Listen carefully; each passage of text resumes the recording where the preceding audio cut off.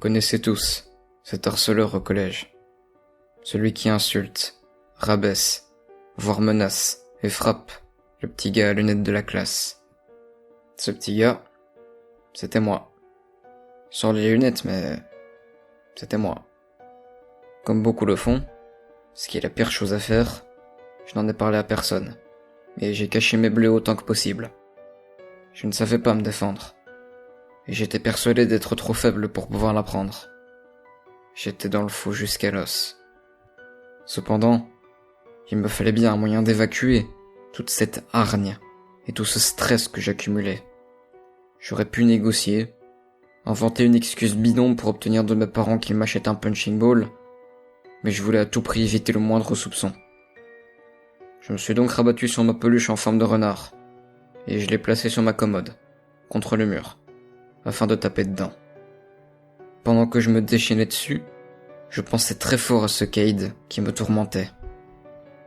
Une après-midi, après les cours, pour m'aider dans mon effort d'imagination, j'ai poussé le vice jusqu'à imprimer sa photo de profil Facebook, pour la coller dessus avec du papier collant.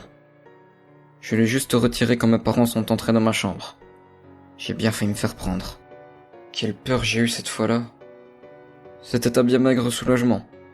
Je savais que le lendemain, le vrai punching ball, ce serait probablement moi. Eh bien pas du tout. Au final, il n'est pas venu ce jour-là. Un prof nous a prévenu qu'il aurait eu un accident. Rien de bien grave apparemment. Assez pour quand même l'empêcher de venir en cours. Il avait l'habitude de brosser les cours. Mais j'ai tout de suite pensé que c'était une coïncidence très drôle que ça tombe ce jour-là. Et que s'il avait bel et bien eu un accident, c'était bien fait pour sa tronche. Mon répit n'a pourtant été que de courte durée. Ses potes ont pris la relève pour me martyriser. Comme quoi, s'ils se faisaient d'habitude plus ou moins discrets devant leur mal alpha, ils pouvaient s'en donner à cœur joie en son absence.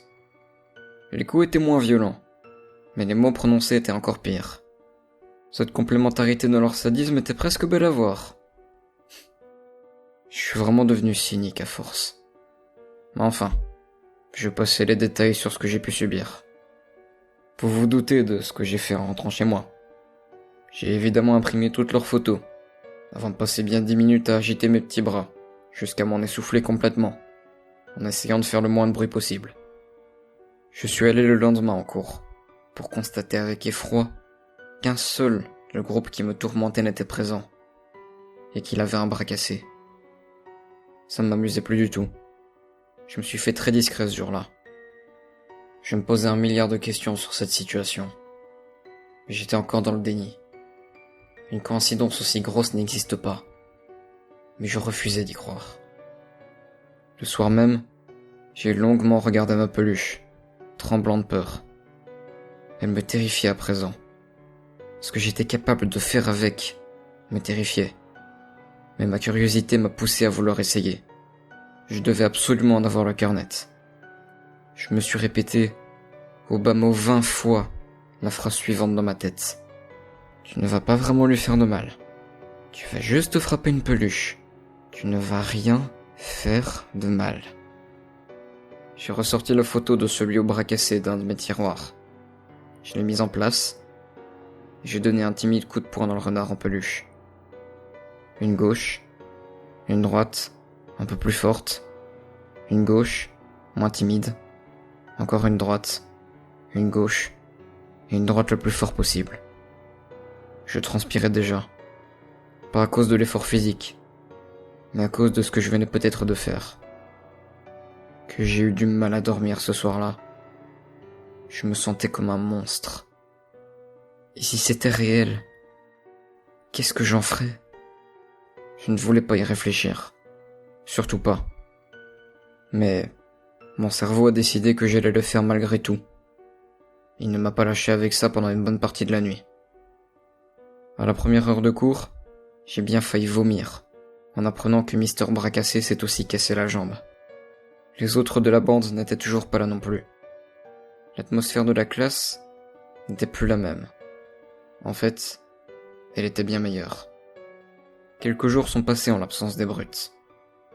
En fin de semaine, quelqu'un est finalement venu me parler pendant la pause de midi. Un autre garçon, qui m'a presque traîné jusqu'à son groupe, J'ai peu parlé, car je pensais vraiment beaucoup au mal que j'avais fait. Mais au fond, je me suis dit que c'était quand même de la légitime défense après tout.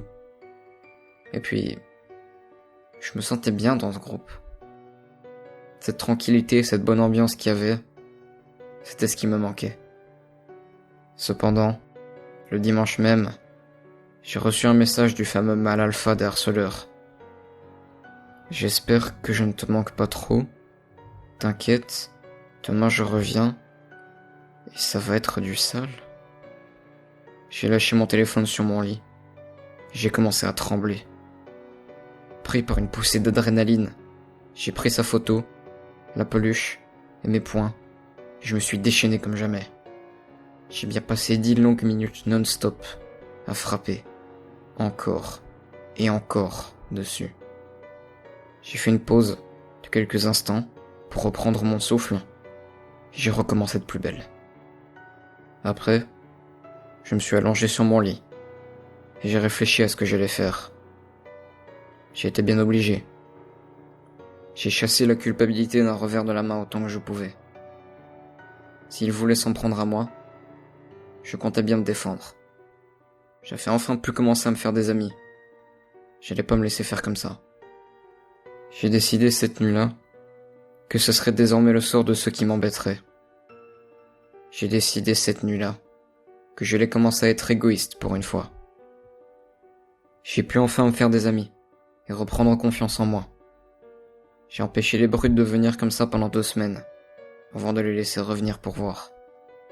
Et cette fois, j'aurai des amis pour me défendre s'il le fallait. Cependant, rien ne s'est déroulé comme prévu. La moitié était revenue en cours. Ils sont venus me trouver rapidement. Ils ont recommencé à me harceler et à me frapper de plus belle. Ça, je m'étais plus ou moins préparé. En revanche, que strictement personne n'intervienne, que tout le monde fasse comme s'il ne s'était rien passé, je pensais pas que c'était encore possible. Je les ai tous renvoyés à l'hôpital en rentrant chez moi. J'ai bien hésité à faire de même, avec tous ces autres lâches. Mais, déjà que la coïncidence qu'ils se cassent tous quelque chose en aussi peu de temps était déjà trop dangereuse, alors si je faisais pareil avec tous les autres, on allait vraiment se poser les questions. Heureusement, ils avaient plus ou moins tous pris l'habitude de sécher les cours. Alors tout le monde pensait que c'était un simple prétexte de leur part. Donc, je pouvais le faire avec eux sans trop de problèmes. J'ai décidé de ne plus du tout les laisser revenir. Ils ont eu leur deuxième chance. Et j'ai eu mon autre lot de bleu à cacher. J'avais décidé que c'était terminé maintenant. Je me suis isolé de plus en plus, n'ayant pas oublié la lâcheté des autres.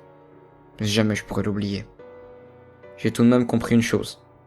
Je ne pourrais pas éternellement utiliser une peluche magique, vaudou, je ne sais quoi pour me défendre. Au-delà du ridicule de cette situation, elle ne durera peut-être pas pour toujours. Je n'ai aucune idée de comment ça fonctionne, moi. Alors, j'ai demandé à mes parents de pouvoir faire du karaté. De si longues heures de négociations et de baratin sur le sport, la confiance en soi, etc. pour qu'ils acceptent enfin. Ça prendrait du temps, mais j'allais finalement pouvoir me débrouiller. Les années ont passé, et j'ai pu petit à petit m'affirmer et apprendre à me défendre. La peluche avait toujours fonctionné quand j'en avais besoin, c'est-à-dire pas souvent, heureusement. Cependant, j'ai aussi commencé à agir autrement. Maintenant que j'avais la force nécessaire, en plus de cette arme secrète, je n'hésitais plus à m'en prendre préventivement à ceux qui m'embêtaient un peu trop, même gentiment. Je ne supportais plus la défiance, d'aucune sorte que ce soit. J'ai commencé à utiliser le renard à des mauvaises fins, juste pour punir ceux qui osaient me répondre. Étais-je devenu le harceleur ? Peut-être bien. Je regrette beaucoup à présent, même si c'est toujours très égoïste de ma part. Dans ma folie de toute puissance, j'ai provoqué un gars costaud, bien plus fort que moi. C'était pour une histoire toute bête en plus. Il m'avait regardé de travers et j'ai voulu faire le malin avec lui. Je lui ai donné rendez-vous demain, samedi, au parc pour qu'on se batte. et des élèves voulaient même venir voir le spectacle. Le problème, c'est que ma peluche a disparu, et qu'à la place, il y avait un petit mot. J'ai voulu être gentil, mais tu es allé beaucoup trop loin, mon grand.